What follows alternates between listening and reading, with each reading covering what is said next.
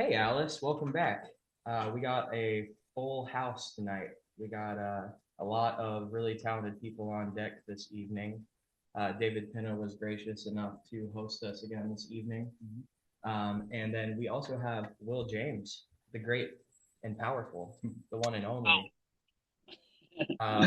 Rabbit Hole, definitely, if not definitely one of the most appears on Rabbit Hole guests. Like, you've been on so many times over the years, so every time I'm like, how can I gotta get someone else in the mix. So I got a great panel for us tonight. Yeah, you've got some music coming out soon. Next one is the singles 21st, part of a bigger project you're doing. I'll hand that over to you. Well, thank you. And also thank you for such a warm welcome. I always love being on the podcast. It's always so fun catching up with y'all, and it feels really good to be here. So yeah, with that being said, what's going on, guys? It's William James from Sleeper Signal, and we are releasing some new music. We've got a single coming out called Gone Together, which will be released on all major streaming platforms and also FM radio May 21st. So in a very, well, I guess less than a week now. So yeah. Yeah. I'm gonna try and have it up that day. Might be the earliest I can do it, but it'll be up at least by that day. So if it's the 21st, just go listen to it now. Is released at midnight. Go check it out. Yeah, it's going to be a scheduled release. You know how it is. Your distribution, and you set the date, and hopefully it comes out sounding correctly and with the proper song title with no typos and all that good stuff. Because that has happened before. We'll get more into the album here in a second, but let me formally introduce the one and only Chancellor Ruster of Catch Fire. Indeed. Y'all got some stuff coming up as well if you want to talk about that. Yeah, we do. We're playing at the Pond next weekend in Franklin, and then on the 30th at the Mockingbird Theater as well. And then we'll actually have a new song at that show. So singles kind of come out, I think in June probably, and then we go to New York. So like shows for the next couple of weekends. Yeah. Oh yeah.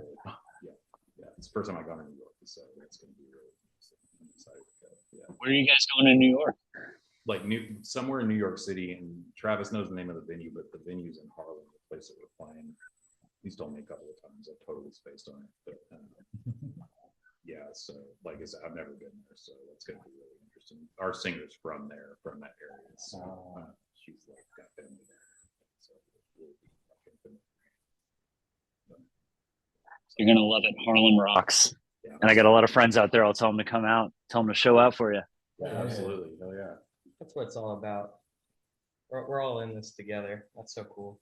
We're I'm so lucky to be surrounded by all these amazing people. Thanks, man. Yeah. And last but not least, we have the great and powerful Taylor Santangelo over here of Morbid Orchid infamy, Morby Orky on Instagram.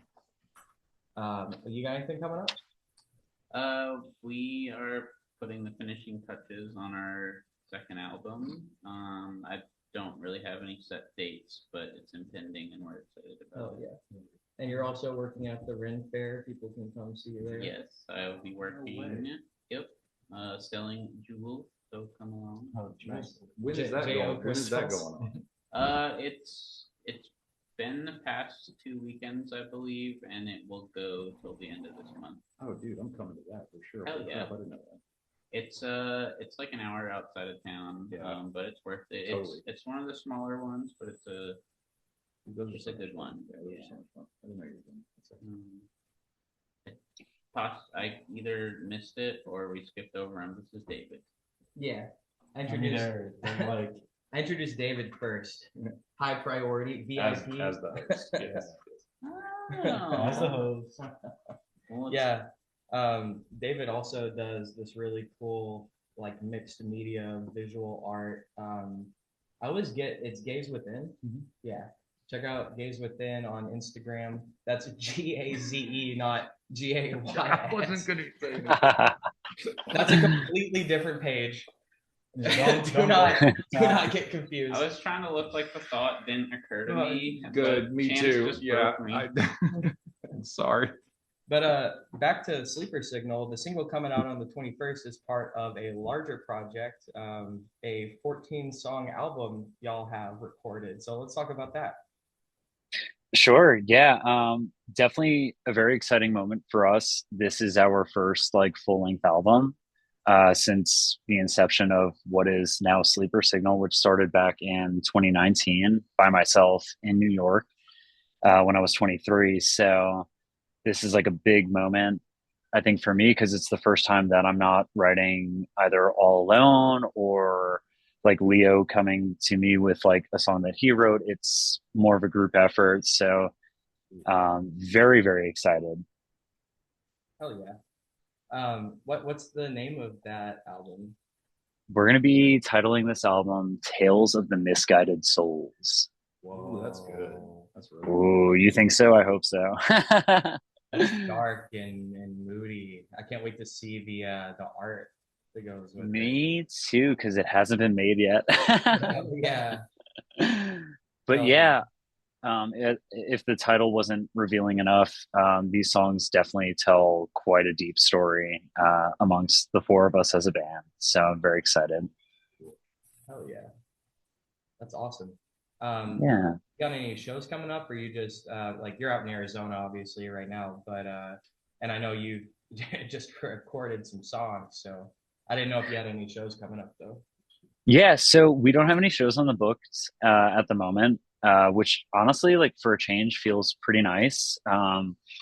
Again, for the past year, we've been grinding, you know, with playing and touring, and also being in the studio. So it's been a nice kind of like breath of fresh air. And you know me, like I can never stop creating. So in this like break of not playing shows and also the songs being recorded and getting mixed and produced or whatever, um, you know, whenever my mind is idle, all I can think of doing is creating. So I've actually been writing a lot and taking my guitar playing to the next level, which has been really cool too. I've been exploring a lot in guitar theory and just trying to become a better player all around.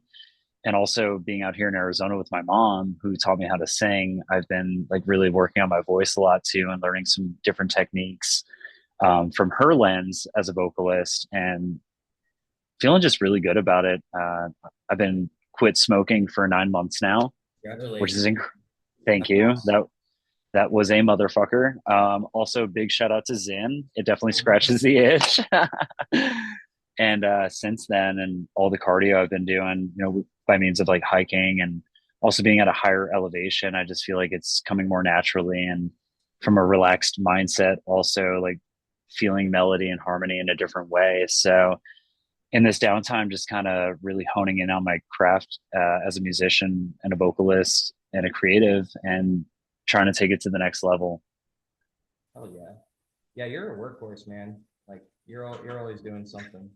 Thank you so much. Yeah, you know me, I Hustle, can't man. stop. Like, yeah, I've known you a while at this point. Like, yeah, you're always fucking hustling. I appreciate that so much. I like to I'd like to thank my ADD for that. ADHD probably. You know, if I can't stay still for right, dude. It's the driving force. This episode's brought to you by mental illness. for real. Let's go. Dude, yeah.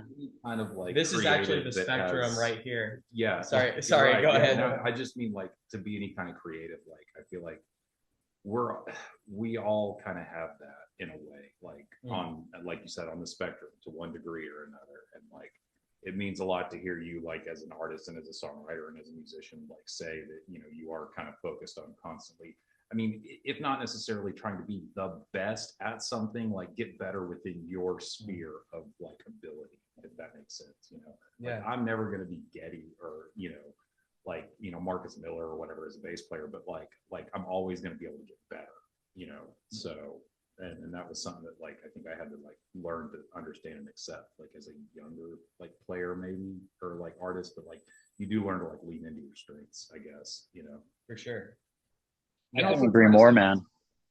Yourself is the only person it's fair to like compare yourself to. Yeah. Yeah. Yeah. Especially as an artist. Agreed. That's a good way to put Yeah. that. Yeah. There's a like in this room and also by extension Will over Zoom, there's so much talent right here that's just like I'm a really big fan of what all y'all do besides just being friends with you guys, and it's just really cool to like I just feel very fortunate to have like this kind of community that we have, you know. That goes both ways. How long have you lived in Nashville, Will? Man, a long time. So basically, well, first of all, I wanted to say I agree with you so much, and it also sounds like we might as well just start a band. No, I'm kidding. Talking about that earlier. But no, yeah. So I moved to Nashville, Tennessee. I think I landed there April 5th of 2019. Basically, I graduated college that same year, and I moved from my parents' basement in the Northeast out to Nashville, which I had visited exactly a year prior when I was still in school. It was spring break of my senior year. And my good buddy Shane was like, dude, he had moved there. He went with a girl who was in nursing school there. And we were an odd like friend couple. He was like on the football team and I was in the jazz program, but were at a state university where we had classes together and we got to know each other and becoming buddies. And so he moved there and I was still in school up in the Northeast. And he called me randomly and was like, dude, you got to come to Nashville. Everything is a guitar, bro. You're going to fall in love with this place. Everything is a guitar, bro. So sure as shit, I went, fell in love with Nashville. And I was like, dude, this is the way. Like, this is the place. This is where I got to be. I met a lot of cool people that showed me that it wasn't just about country music. It was about music in general. And I bartended my ass off, graduated college and moved out there. So it's been over 6 years now, which is crazy. Oh yeah.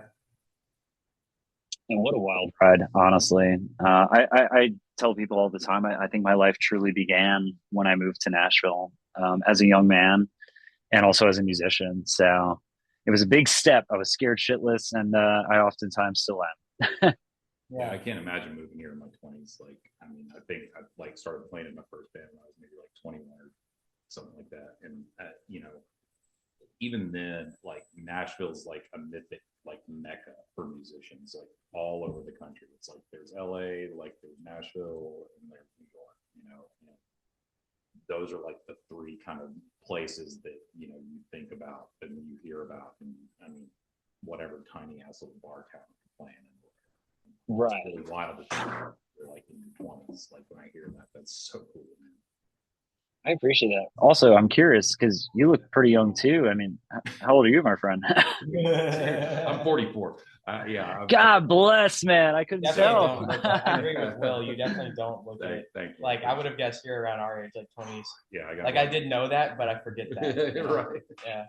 Rock and roll is the fountain of youth, baby. Yeah, this is why I'm able to keep playing music. And that's the thing too, is like as sort of an older musician, like I've seen a lot of my friends and peers that I played music with in my like 20s and even like my 30s in Oklahoma and Texas, like slowly either fall off or, you know, have families or have kids or like just get to the point where they're just kind of done with it or whatever. And like it's wild for me to still be able to do this. And like it's an insane blessing. Like it is. It's crazy that like I got so lucky that I moved here and met you and met you guys. Like it still is something that I kind of have to wrap my head around, that like moving to Nashville is one thing, and I didn't even move here to play music, but like coming here as an artist and as a musician, it seems very intimidating. And it was sort of the opposite of that. Like everyone I've met and known and become friends with is very accepting. I'm sure there are shitheads in this town. I know there are.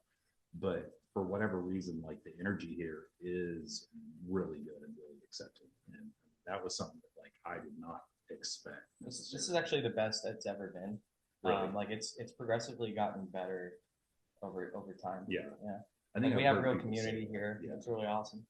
Yeah. The bands here like actually seem to support each other in one way or another. And I mean, we're all playing in, different projects and stuff like that. And we definitely, don't have the ability to make it to all of each other's shows, but man, like there's a love here that like is tangible, like it exists. Yeah. And I mean, and you guys are part of that. Like I've only seen you guys play the one time, but I mean, unbelievably and just really good songwriting, dude. Like I'm super excited to hear your guys' new stuff. Dude, I remember the first time I saw Sleeper Signal. I don't know if I told you this well. You're like, I was kind of like intimidated by you because you're like definitely like you also like you look and have the rock star persona. Yeah. Like you're bigger than You're make me blush. You're bigger than life on stage, dude. Yeah. Like and then getting to know you, it's like this is the like most down to earth, coolest fucking guy. So like you invited me over for Thanksgiving and like just super warm, like but I remember being like intimidated by you the first time I saw you because you do have like just it's very rock and roll and like yeah. Well, first of all, I appreciate that so much. And I'll never forget that Thanksgiving. That was one of my favorites of all time. And if I remember correctly, you were one of the first folks to show up. And I remember feeling so relieved that it was you because we invited so many people and you came in and I was like, come here. Good, great. We're gonna have a great day today.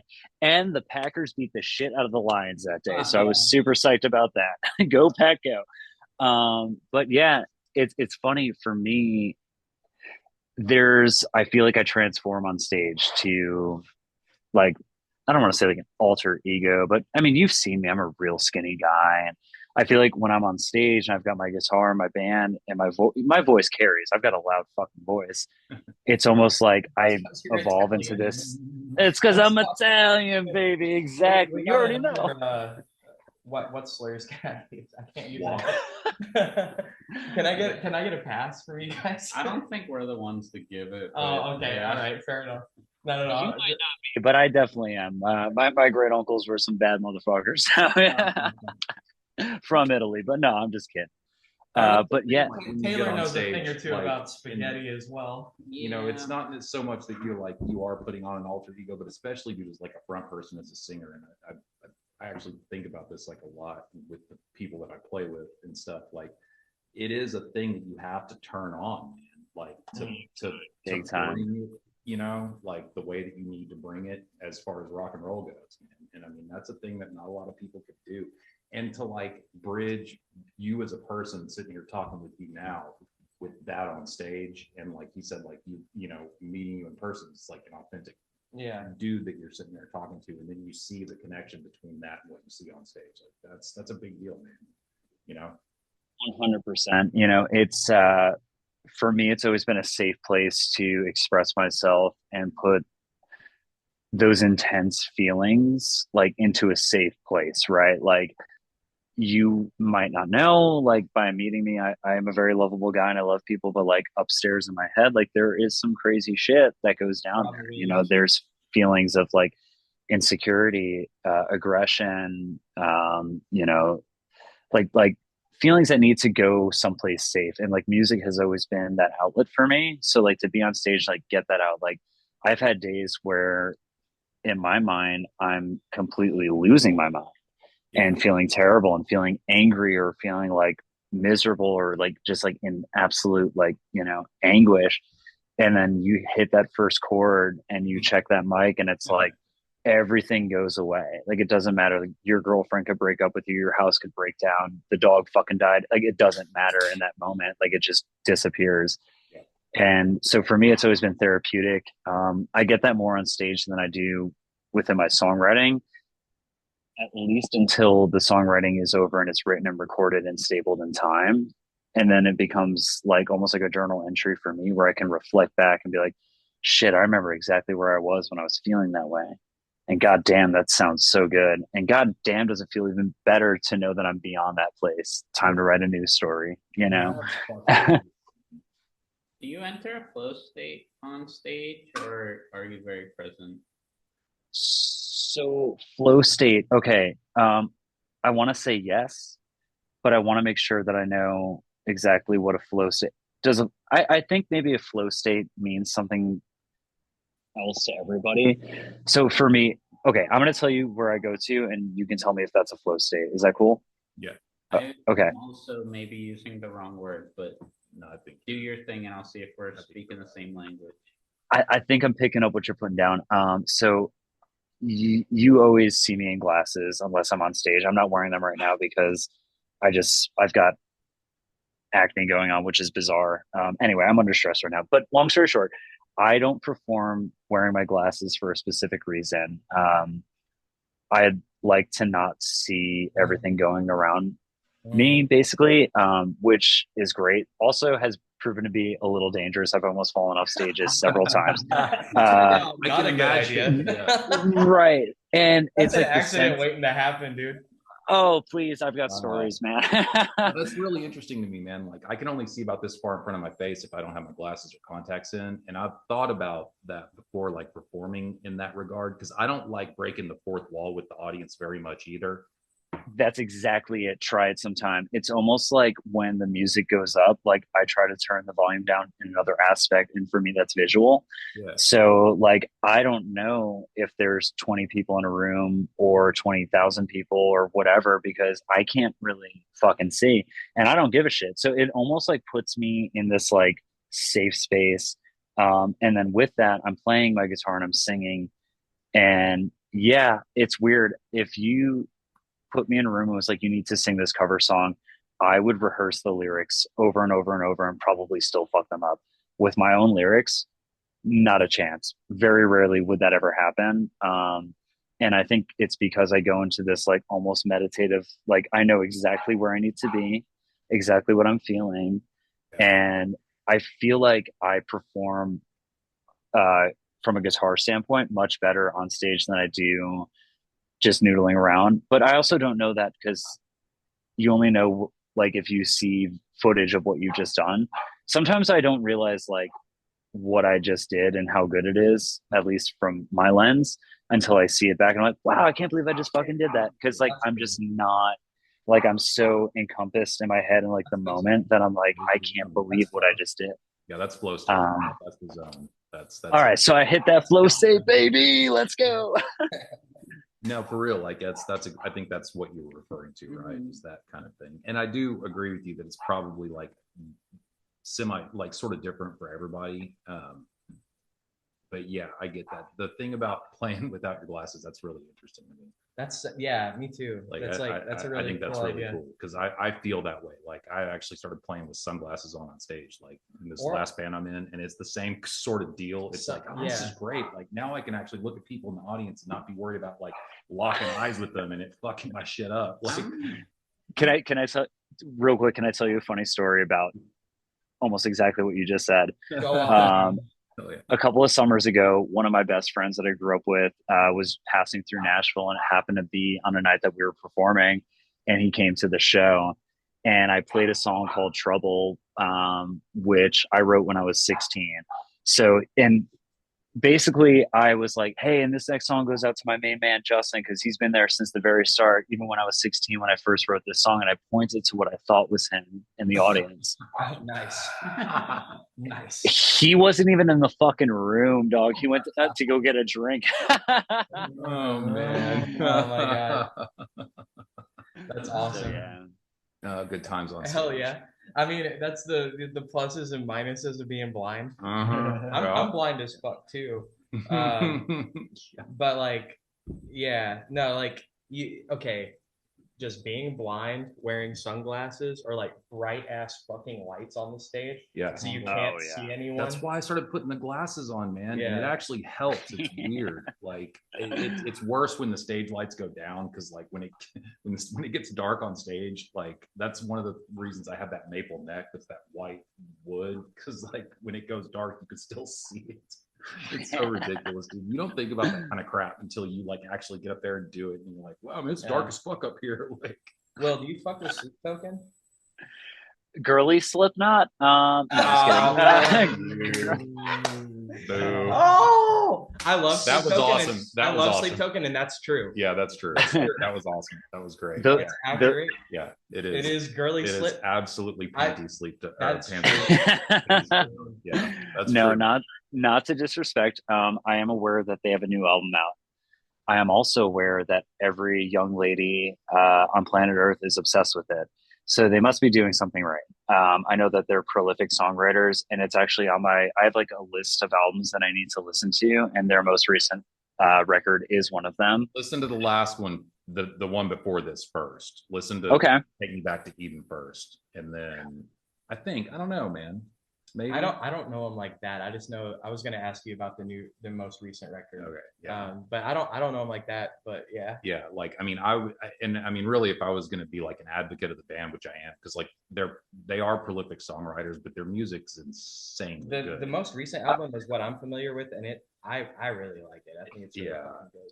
So from what I've heard, they are phenomenal musicians and songwriters, and I think it might just be my next obsession. So it'll happen. It's that good.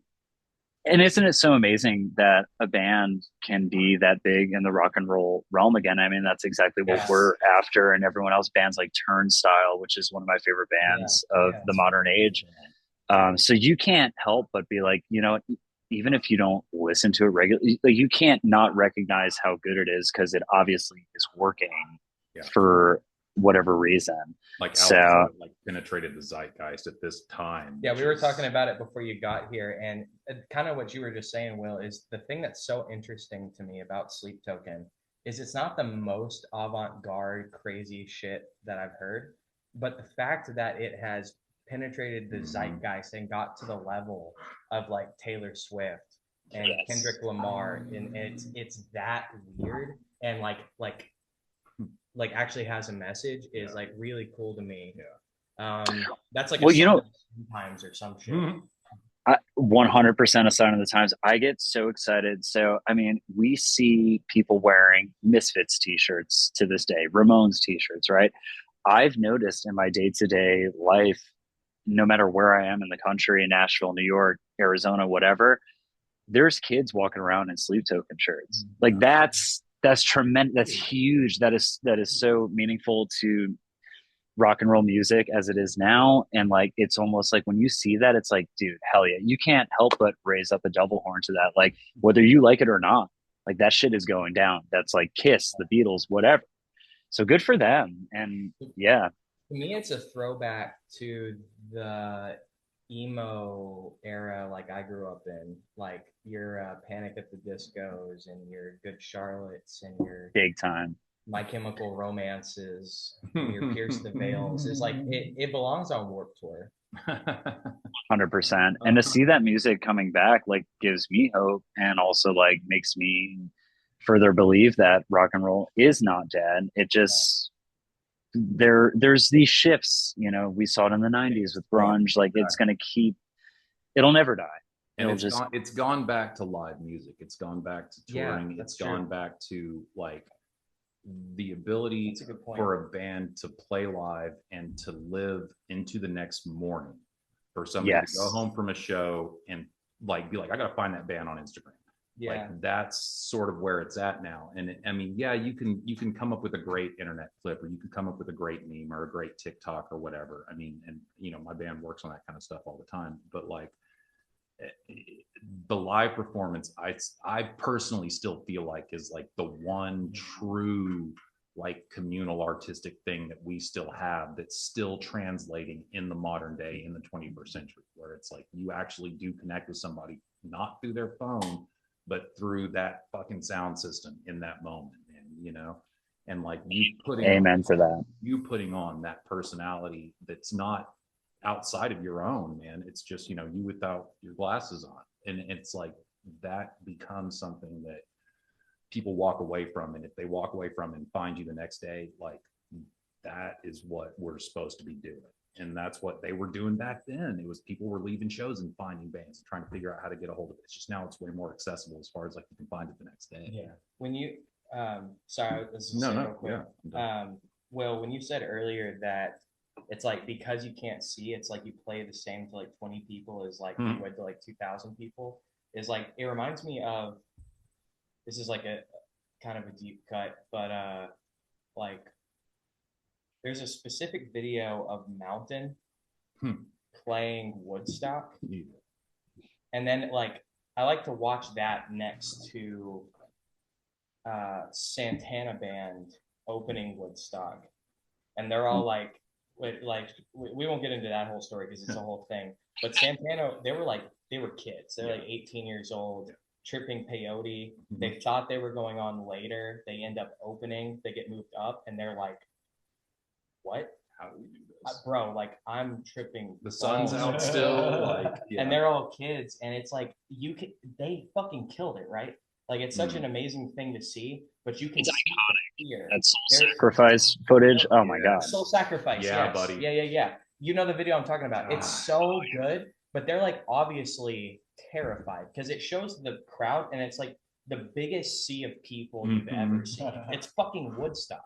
Like, that's never happened. Daylight too, in broad daylight, and they're tripping balls. Yeah, exactly. Like, the sun's still out, y'all. Like, fuck, what do we do? But I like to watch that and then watch Mountain, which is like, these are it is like night and day. Like, Mountain is a well-established band at this point.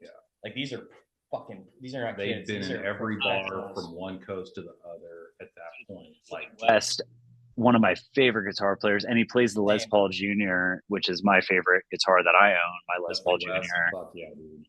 Oh yeah, Mississippi Queen. Forget it. And that's the birth so of good. stoner rock right there. Like, people don't give them enough credit. This dude actually just gave me Twin Peaks on 8-track because I fucking love Mountain. Hell yeah. But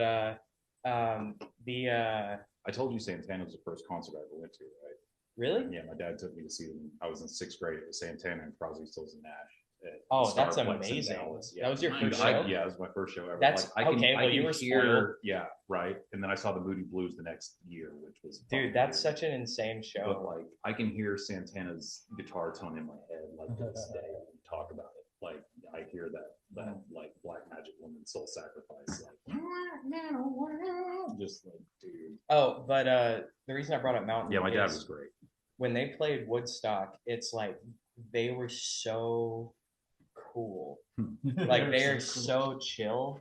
It's like they're playing fucking Woodstock, but they're treating it like it's just any dive bar. Right.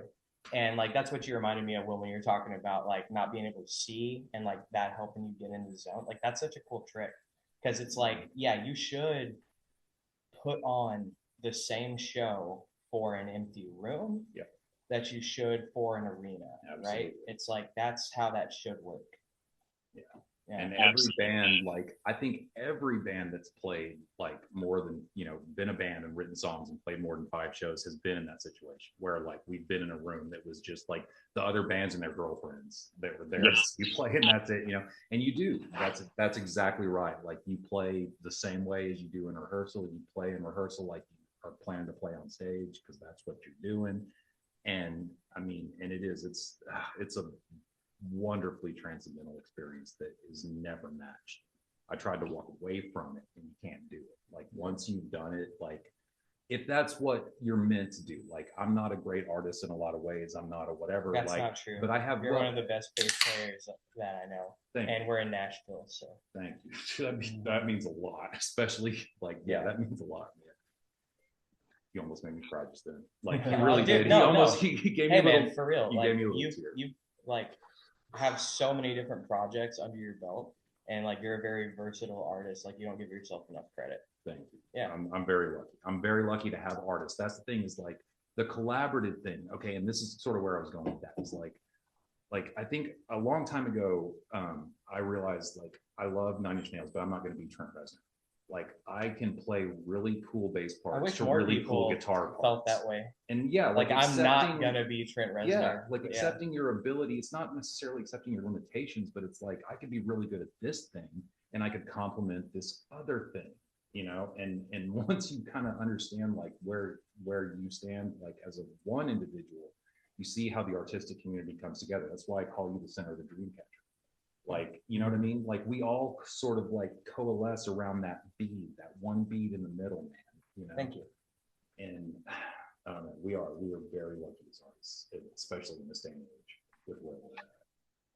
I'd say being lucky is a big part of it too, and I'm glad you brought that up, man, because like meeting my bandmates as I did was something that I think when I moved to Nashville was like unheard of. Like, so to like give you a little background, like Sleeper Signal started as just myself. Like the first EP that's out, I played all the instruments on it. I wrote those songs by myself, and I was like, well, this is what I'm going to take with me, with the hopes of meeting people that would want to learn these songs and form a band. Yeah. And that's exactly what happened. And I remember people telling me, that's never going to happen. You're going to have to pay these guys, this, that, the other thing. And I was like, no, I don't think that. It's not William James and the Suckin' Fucks. Like, this is Sleeper Signal. Like, Although this is, I need a band. I need a gang. Like, Yeah. I can't do this by myself. I want people to do this together. So, and I think luck played a big factor in that I met the right dudes the right way and got lucky enough that they liked me enough in the music that I pitched to be like, hey, let's do this together. Right. So yeah, luck is a big part of it. I agree. I think also to get kind of woo woo because this is rabbit hole. Yeah, actually, yeah. I mean, luck and You fate. son of a bitch, you beat me to it. It's yeah, no, it's like when you actually all of us are like this. Now I think about it. When you throw yourself at it 100%, the universe goes, okay, you're serious about this. Agreed. You're not fucking around. I want that for you. Actually, even the fact that you want that badly is not you. That's the universe going, I want this for you. So when you really go get it, the universe goes, hell yeah, let's fucking do this. Agreed. Yeah, and I'm we're all strong touched by that. to add to that, like I'm a strong believer that people are put on this plane to serve a purpose, right? Like Jack White could not be anything other than Jack White. You know what I'm saying? Like, Yeah. Even if you try. what? Yeah, like what the fuck else would he be doing? Frank Zappa? No, Frank Zappa was here to be Frank Zappa. You know, Zeppelin was Zeppelin. You know, it's almost like you feel it inside. Like I don't like nothing ever feels quite right. It's like no, like I need to be doing this. Like this feels right. Yeah. I know that feeling, and it is weird. Like as a musician or an artist, if you ever try to quit, like you can't. Once you see it and feel it, like you can't unsee it and feel it. And I mean, it's weird, you know, and it's real. It's super fucking real. 100%. We're getting into some very meta stuff here because I know, like for me personally, like I'm not a musician, but I write poetry, and there's several times where I look back at something I wrote years ago, and I'm like, I didn't mean to do that. Like I didn't realize at the time that that's more clever than I meant it to be. Yeah. And that's just like, I don't know what to do with that. Like, what is art? Are we like channeling something? Like, I that's how it feels, right? It's like I'm just picking up on something and pulling it down, and I don't really know what to make of that. That's kind of how it always felt. Like songs always like you were talking about earlier about when you get to the point to where like you know a song is done, or you're at least happy enough with it that it is done-ish in your mind or whatever, and then like you said, you sing it over and over again, you go back and you remember where you were at that time, which to me is really neat in the sense that you write the lyrics also, so when you're singing that, you're really reliving those, like that emotion, that what brought you to that point, right? But just getting to the point to where like a song is done or where something is like halfway completed, I always felt like it was, those things come from somewhere that's outside, and like we're just blessed enough to sort of have the whacked out senses enough to perceive that it exists in like the ether or whatever that is, the collective unconscious, like whatever that is. Well, I think because we're so connected now as a species, like we're like a global community now because of the internet. Yeah. It used to be like when we look at history, it's like this tribe figured this very specific thing out at the same time that this tribe on the other end of the planet figured out the same thing. And it's like, are they both tapping into like a unifying like a unified field. I think it's at least partly that. Like two things can be true, right? It's like art is what you do with that. Right. Exactly. Yeah. Yeah. Because it does exist outside of us. But do you co-sign on that thought that creativity is pulled from somewhere, or how does your process work, Will? Well, so I mean, for me personally, like I guess, well, so if you think about it this way, so like kind of like you were saying, like there was like people over here and people over there, and we all kind of did the same thing. Like we built these like cultures and civilizations. Like the one unifying factor is that like every culture before there was even like a form of communication like had their own art, they had their own like way of expressing themselves, and like there was dance and sing and song and whatever. For me personally though, it's like I strike while the iron's hot. So like I go through these stretches where like maybe I'm not creative, and then out of nowhere it's like it just starts flowing, like someone like opened up the dam and it's like boom, here it is. And one thing that I've always done is like if I speak a lyric or if I think a lyric or hear a melody, like I won't immediately record it or write it down, because to me, I'm like, if it's that important, if it's that meaningful, I won't forget it. And that's kind of like sped up my personal like writing process, or, you know, process of like expressing myself like through music. And it almost forces you to be like, well, shit, if it was that good and I don't want to forget it, maybe I need to get home quicker and hatch that out. You know, like, shit, is there a song here? Is there a message? Is there, you know, some sort of like, where can I put this with this thought type deal? The songwriting process to me, though, I feel like my best songs or my best lyrics came from a place of me wanting to like send a message to somebody in hopes that they would hear it or be reminded by it long after our correspondence has ended. So like, you know, you might say breakup songs or songs of like people have come and gone in your life and you don't necessarily talk no more, but like you have like one more thing that to say, you need some closure. It's closure. Yes. Yep. To express that and write that. Like I love about lyric writers and songwriters. Dude, lot of tears, man. I'll tell you, man. It's I mean, I've been through ups and downs with folks in my life, relationships, or, you know, even death and dying, like folks that aren't even here anymore that I wish I could tell them one last thing, or even the future thought. Like we have a track on this album that's coming out. It's called Mother. And the song is basically about like, what do we do in that inevitable time when our parents pass away? I know, right? Isn't it? But yeah, no, I'm with you. I've been thinking about that a lot lately for whatever. I know. It's the older we get, man. It's like, whoo. Yeah, for real. So we take those heavy. Mother. You said it's called Mother is the song? Yeah. Not like mother, but like. So like you take those deep thoughts and emotions and you try your best, at least I do, and Leo and my other bandmates, to put them in a place where they can just be trapped in time or written down and able to be reflected upon by ourselves and hopefully others. So when you take it out of yourself and make something, now you can look at it. It's almost like a mirror. Right. Catching those moments in time, like, is wild, because that is like what you essentially, like in the studio, you're doing is like you're capturing a spontaneous moment in time for a very prolonged period to get it perfect to where when you listen to the song, it is that moment in time. Yeah. You know what I mean? Even though you're spending all that time tracking and doing whatever, like in the end, it's condensed. It's a moment in time. It's condensed to like 3.5 minutes, 5 minutes, however long it is. And if it's like a really fucking good piece of art, then it transcends any amount of time. Yes. It's not like necessarily topical to like it, like applies across.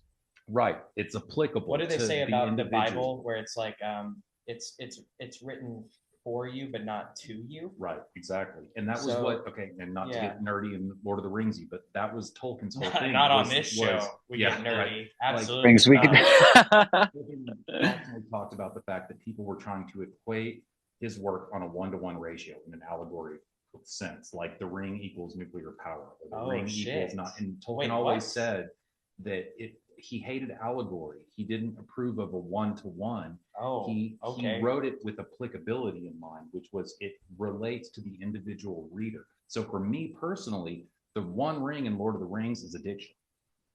Always has been, always will be. Oh, wow. Okay. But for somebody else, it's completely different. So it's applicable to your individual I see life what you're experience. saying. It's like not just one thing is true. It's like it applies across. Right. Whatever it means to you. You made it timeless.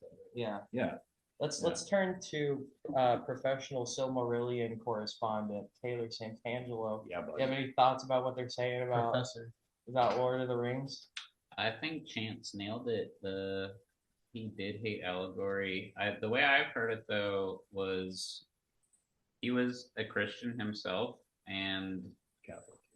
he was just like, that's not what this is about. Right. It's not a story for religion. And people who shared his beliefs would try and co-opt it. And he's like, I do think that, but no, this is not a work of allegory. He weirdly removed himself and his ego from the story. There's not a church in the book. No, not at all. It's a mythology. Yeah, there's not even a religion, is there? They're in a religion, no, but gods, gods and things. Right, and there is a single like unifying. There's no like worship of it. Ironically, there are tangible gods in that universe, but there's no. Do you mess with any of this, Will? Do you like Lord of the Rings or anything like that? As my dog is attacking me, guys, meet Bella. She's a sweetheart. Hi, beautiful. You got to go away now. All right, be a good girl. Sorry. Big Lord of the Rings fan. Love Tolkien. In fact, my mom used to read The Hobbit to me when I was a baby, like when I was a little boy back in the late 90s. My mom's the shit, dude. She's the best. And then, dude, shout out to Nance. Let's go. Hey, Will, real quick, when I looked in to see your dog, I finally got to see what you look like. You do look cool. Because of where the computer's at, he can't really see that well. Okay. Oh, okay, gotcha. So I think, his work has inspired so many people. I mean, Zeppelin, whatever. But I think it's any great work that's like that reaches out to all the masses. Okay, so think about the Beatles, right? Like you could say the same thing. People became obsessed with that so much so to the point where John Lennon was murdered. So. Yeah. To me, the Beatles are my favorite band of all time. Not because I think that the Beatles spoke directly to me or that, Helter Skelter meant that we need to go murder some people out in Hollywood or that, Holden Caulfield whispered, you got to kill John Lennon. It's people become so, and religion is another, I'm religious in the way that, I believe that there's a higher power and stuff like that, but like I never once would think of like if I read the Bible page by page by page, I would be like, oh, this was meant specifically for me. Right. So I think it's upon the I think it's left up to the individual to make what they will with it. There's a lot of weird religious stuff that goes on in pop culture and rock and roll music specifically, like Satan lives and all that stuff. Like to me, it's like all fucking bullshit though. It's like, dude, it's like, I don't know. It also depends on the mood I'm in too. Like there's some moments where I'm like, oh, thank God, like praise be. And then there's other times where I'm like, dude, fuck the world. There is no God. We're just going to die. And like, you know what I mean? So it's, I don't really know what to make of all that, but sorry, go ahead. But if what you're believing in feels right to you and you're not hurting anybody, that's a big one too, like not weaponizing it. Then lean into it, enjoy it. I mean, rock and roll is my church, music is my church. Like when I'm feeling blue or I'm feeling happy, like what do I turn to? Music. And so there's my deep philosophical thought for you guys. Sorry to cut you off. Remember when you were saying about how you'll let a song idea stew so that if it's important enough, you'll remember it at home, and maybe that's why it's a good song. You also just mentioned the Beatles. There's like a Paul McCartney interview where he gets asked why his songs are so memorable. And he kind of jokingly replied, because we had to remember them. And then he was taken back for a second. He's like, wait, that's actually the answer. Oh shit. So I wonder if maybe. Oh shit. Okay. Especially all right. It's not like they Yeah, can yeah, track yeah. it, even like Yeah. a 4-track in a hotel room. Damn, Like, that's crazy. He also wasn't, to my knowledge, he wasn't like a real. He's not like a theory dude. Like he doesn't know how to write. yeah, none of them were. As Yeah. far as George Martin was the one who taught them theory and all that. That's The really fifth interesting. Beatle? Yeah. Didn't they just play like over and over and over and over? Well, yeah, and like that was the thing. Is like in Germany, in Hamburg, like they would play for like 4 hours a night and take fucking Nazi speed and just play all night. And then they came to New York for the first Whoa. time and they met Bob Dylan. And Dylan's like, "Hey man, you need to smoke some weed and chill the fuck out." And then Okay, three things there, real quick. Yeah. Because I want to. Yeah. Okay, so forced to remember and stuff like that. Shit, where was I going with this? I distracted myself. Yeah, the Beatles, I think, were driven by their untameness and not knowingness, but with the desire to like actually like get it done is the driving force for music, I think. Or think about the White Stripes. Like Jack White taught Meg, his like girlfriend, wife, whatever, how to play. Like he had such a vision, like, no, we're gonna do this. right. That untamed approach creates the most raw form of art, I think, at least. And I think that's why the Beatles were so good. Like there were a couple of kids that knew that they wanted to be musicians. They knew that they wanted to be famous. They wanted to be heard.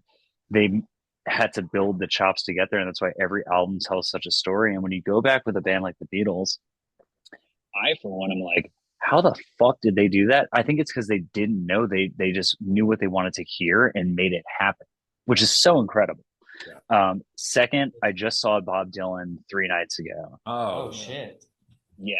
Man, I saw him with Mark Knopfler in Tulsa in like, I don't know, 2000 or 2001. It's the only time I ever saw him play. But I mean, both of them together was unbelievable. But how was it? How was that show? Awful. He's dying. He's old. No, that I know. Makes sense, right? Yeah, that totally that makes sense. It's like my mom went and saw Billy Joel Bummer. at Madison Square Garden, and I'm like, okay, good for you. Bummer. But here's the thing: Billy Joel is still top notch, man. Right. But like if you saw The Cure, I'm and sorry like to Robert say Smith Billy still Joel sounds blasphemy. great, but it's sad to me that Dylan was that bad. But I did find a sense of comfort in knowing that I saw one of the greatest, if not the greatest, American songwriters of all time. Agreed. To be in a room like with him, like though I wasn't like right up his ass, I was like, wow, this is like a piece of music history that I'm experiencing. Yeah. And I did tear up when he played Mr. Tambourine Man because I knew like this might be one of the final times he sings that song. Dude, for real. So I found beauty in it. Billy Strings, however, Wait. Did he Together? open for him or did Okay, he so it was the Outlaw Fest. So it was Billy Strings, Bob Dylan, and Willie Nelson. Oh my fucking god. Billy Strings peeled the fucking paint off of it, bro. I was like, I'm a big fan, but also it was the first time I ever saw him perform. Seeing his fluidity as a musician, I mean, dude, he was locked the fuck in. And the biggest thing that impressed me the most about Billy Strings was that, and this is important too, if you're a musician listening to this or to y'all, and it's something that I learned back in jazz school and college, there's breath in your instrument, regardless of if it's your singing or it's a woodwind or a brass instrument, like even guitar playing or drumming, like you have to breathe. The same thing as lifting weights. Like if I went to go lift weights, I would not be like choking for breath. You got to breathe it in, breathe it out. So, and you do the same thing when you play your instrument. So Billy would go off on this like crazy, like 10-minute, like acoustic guitar solo, all flat picking. And then the minute it was done, hop on the mic and be like, thank you so much. And this next song is like, he was never once out of breath, nor was he breaking a sweat. That blew my mind the most. Like he was so in touch with his instrument, his body, and like where he was at in that moment. And that's what really blew my mind. Bob Dylan, a old man, whatever, cool. Willie Nelson was Willie Nelson. Overall, a 10 out of 10 night. The weather was perfect out here in the desert. I was with a beautiful young lady. Great evening all around. great times. Hell yeah. And talk about people Yeah. bringing rock and roll and like music in general back, like actual music, like Billy String's another, like from the opposite end of the spectrum of Sleep Token, but still equally as influential and like impressive and inspiring new generations, all that kind of stuff, you know? I love Oh, that. absolutely. And he like, though he's a bluegrass musician, like he's one of us. Like he's a punk rocker through and through. Yeah. He's a metal guy, you know. Yep. He came from, Yeah. I mean, dirt. Like, I don't know. As a person, yeah, I find him very One of us. yeah, man. In the mud. Yeah. That's where art happens. In the mud. You gotta pull it. Into the flood again. Same old truth it was. Have you seen Actually, anything? Sorry, go ahead. We're just Into the singing flood Alice in again Chains now. as I rip a 6 milli chili over here since I'm not smoking. I've Go, actually you're gonna ask. Well, I'll get to that in a second. But now that we're talking about Zen, I've actually been thinking about like I used to severely, but I don't currently have a nicotine addiction. But I have, Ooh. but however, I could. Be a lot cooler if you did. Right. I have heard that there are like cognitive benefits to nicotine. So it might make something like this work better, right? Yeah. So, and I remember like when I heard that, I thought about like when I smoked, and I'm like, actually, that kind of makes sense, right?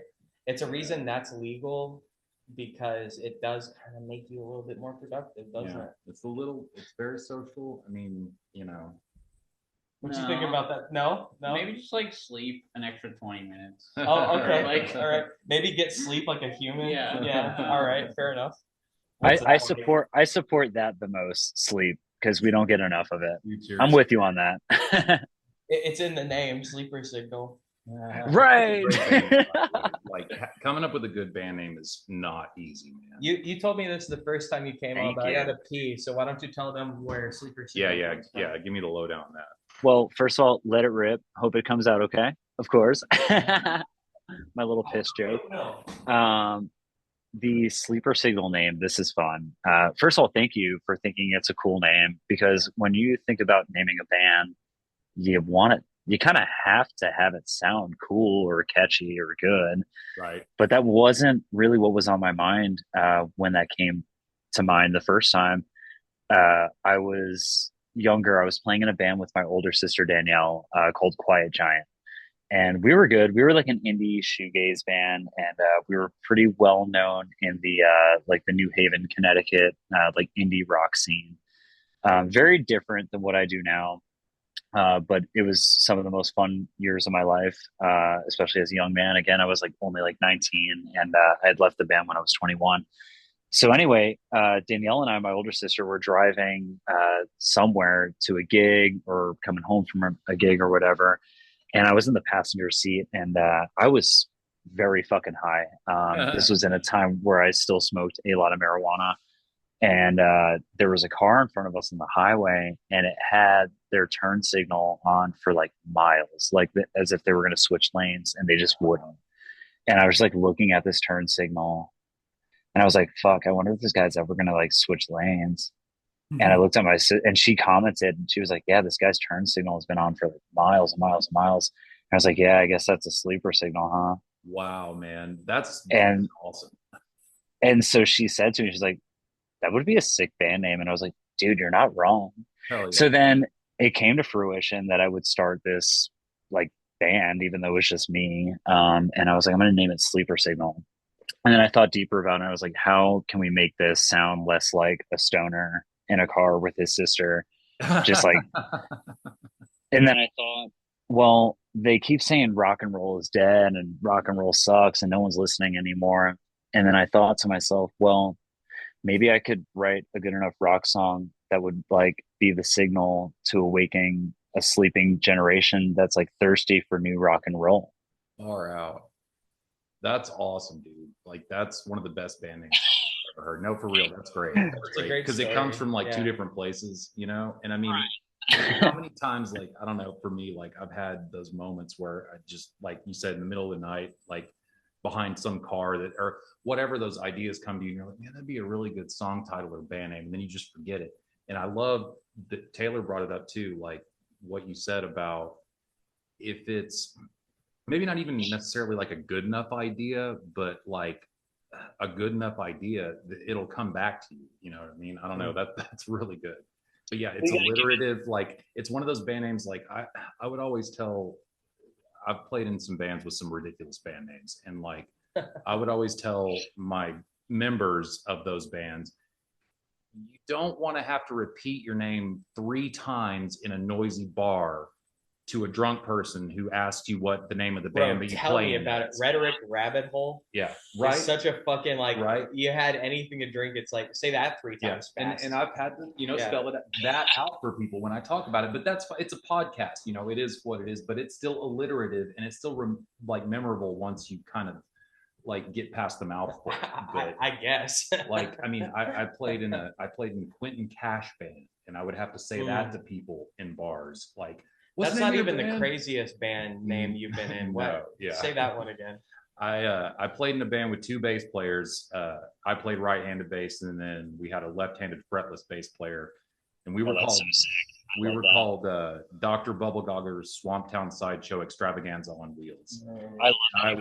I wore a kilt and spoke with a British accent, and we had a guy dressed as a pirate that was our guitarist, and our drummer was dressed as General Robert E. Lee because he was 60 years old and had a big white beard and looked like General Lee. It was crazy, man. Like it was very Frank Zappa. Well, Alice, the flash you saw outside the window was a transformer on David Street exploding. So, from all of us here at Rabbit Hole, we'll see you next week.